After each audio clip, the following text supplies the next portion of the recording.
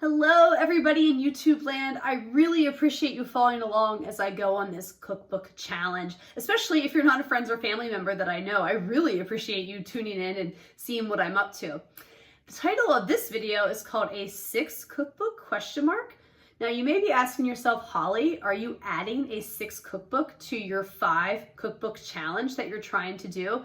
You're not even like a fourth of the way through the ones that you're committed to do. Do you really want to add a 6 cookbook? The answer to am I adding a 6 cookbook is yes and no. Let me explain. 2 of the cookbooks that I'm doing this challenge are right here, the Disney Princess Cookbook and the Disney Villains Cookbook. And you can tell from looking at these that they're very similar. Like they have the same kind of size, format, the design on the cover is very similar, the spines, like everything. So they're kind of like sisters or related cookbooks in this series. I noticed on Amazon that they released a few other cookbooks that are very similar in this look and appearance, so I could say that they're probably part of this family.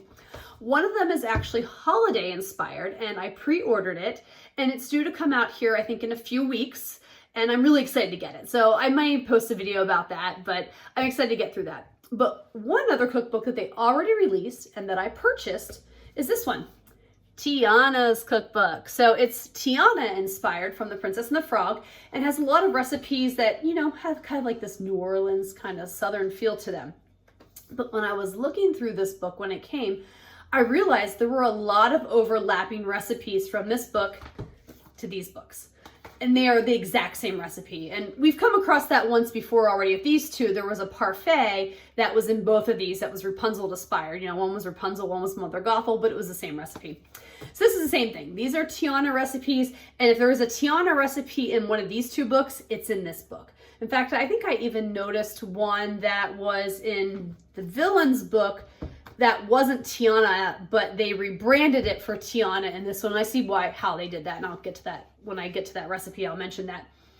So I'm not really adding a 6 cookbook at this time. I am not committed to making everything in this Tiana cookbook.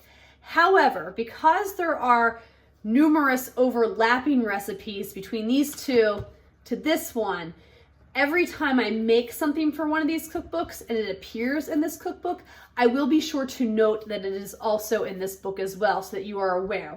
Now, will I add this at some point? I don't know. At this point, I'm not committing to every recipe in this book. I think every recipe in this book could be fun, but I don't want to overdo it until I've gotten through all the other books. So it might be one of those things that if I finish up these 2 and maybe even the healthy treats and I'm just down to 2 cookbooks and I find myself tempted by this one, I may commit to it.